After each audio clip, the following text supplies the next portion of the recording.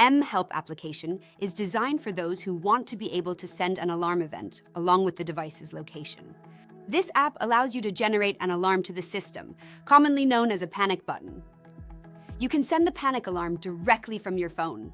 Triggering an alarm event sends data regarding the device's and person's current location.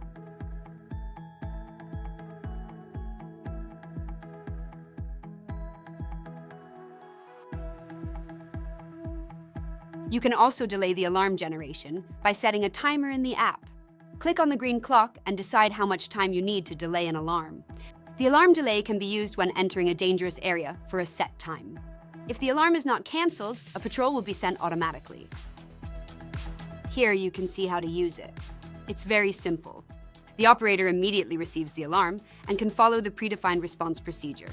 In addition, the operator can see the location from which the alarm was sent and monitor additional signals received from the device.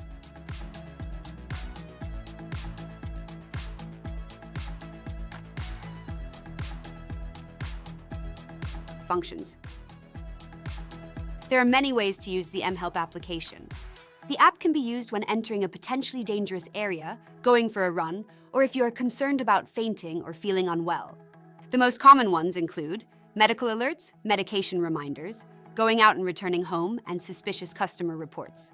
All buttons can be customized in tools to suit your needs. Now we will configure our application.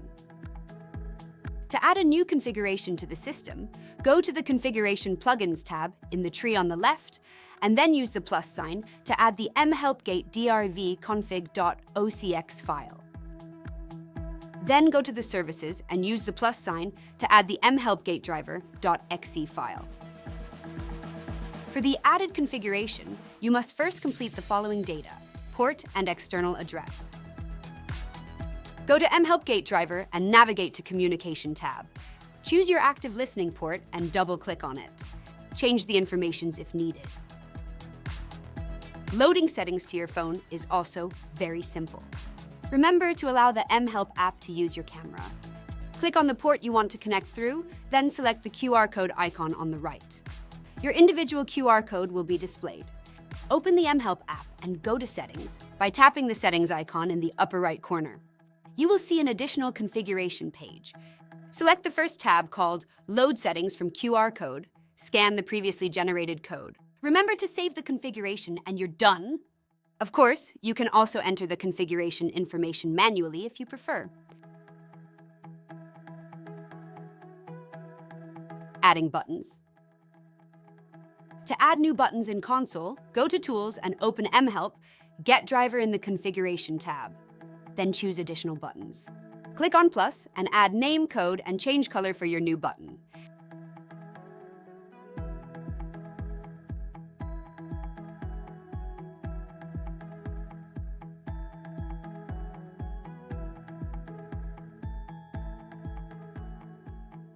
Fantastic!